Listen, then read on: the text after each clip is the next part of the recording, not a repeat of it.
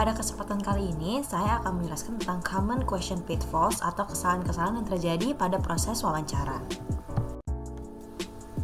Yang pertama ada the unintentional bipolar question. Kesalahan jenis ini terjadi ketika interviewer bermaksud menggunakan pertanyaan terbuka, namun karena kesalahan penyusunan kalimat, maka yang terlontarkan berupa kalimat tertutup. Jika kalian ingin menggunakan pertanyaan terbuka, kalian bisa menggunakan pertanyaan apa, kenapa, bagaimana, jelaskan, dan ceritakan. Dan jika kalian ingin menggunakan pertanyaan tertutup, kalian bisa menggunakan apakah Anda, akankah Anda, pernahkah Anda, adakah, atau dapatkah. Yang kedua ada the yes no question. Hindari pertanyaan yang jawabannya sudah jelas ya teman-teman. Contohnya, apakah Anda ingin lulus? Ya jelas jawabannya ingin lulus. Selanjutnya ada the tell me everything question. Hindari pertanyaan yang terlalu terbuka ya teman-teman jika teman-teman menginginkan informasi yang spesifik. Contohnya, ceritakan tentang diri Anda atau ceritakan tentang pengalaman kerja Anda. Lalu ada the double barrel question.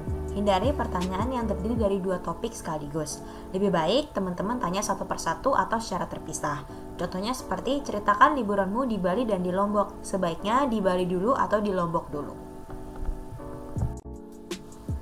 Selanjutnya ada the open to close question. Hindari penggunaan pertanyaan yang terbuka, kemudian langsung diikuti pertanyaan tertutup. Hal ini akan membuat interviewee merasa bingung dan kesulitan dalam menjawab. Contohnya seperti, ceritakan liburanmu di Bali kemarin, itu merupakan pertanyaan open, lalu kalian melanjutkan dengan, apakah kamu mengunjungi Pantai Kuta, itu merupakan pertanyaan tertutup. Selanjutnya ada the unintentional leading question. Jangan dibiasakan menggunakan pertanyaan yang leading ya teman-teman dalam proses wawancara. Contohnya seperti, apakah kamu sudah berhenti menyontek saat ujian? Atau apakah kamu pernah menyontek saat ujian? Lalu ada the guessing question. Hindari bertanya menggunakan asumsi ya teman-teman. Contohnya seperti, apakah Anda berada di mobil saat kecelakaan itu terjadi? Atau di mana Anda berada saat kecelakaan itu terjadi?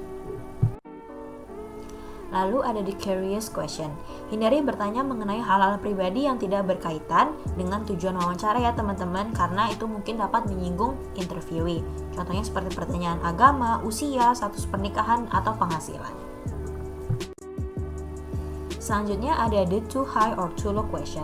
Sesuaikan pertanyaan dan penggunaan bahasa dengan latar belakang interviewee ya teman-teman. Sebaiknya kalian research dulu siapa orang yang akan kalian wawancara.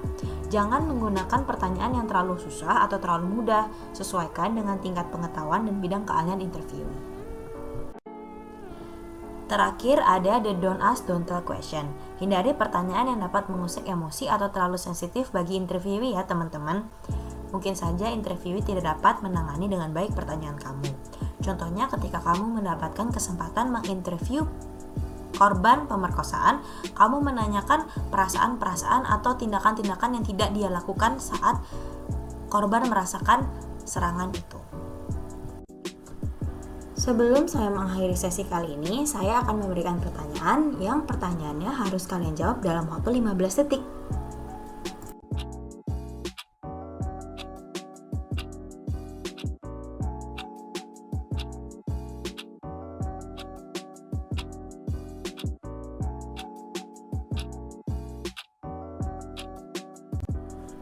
Nah, kalian sudah diberikan waktu 15 detik untuk menjawab. Saya akan lampirkan jawabannya ya teman-teman. Gimana nih, kalian benar semua kan? Cukup sekian penjelasan saya tentang kesalahan-kesalahan yang terjadi pada proses interview. Semoga kalian bisa mengaplikasikannya dengan baik ya pada saat di lapangan. Terima kasih.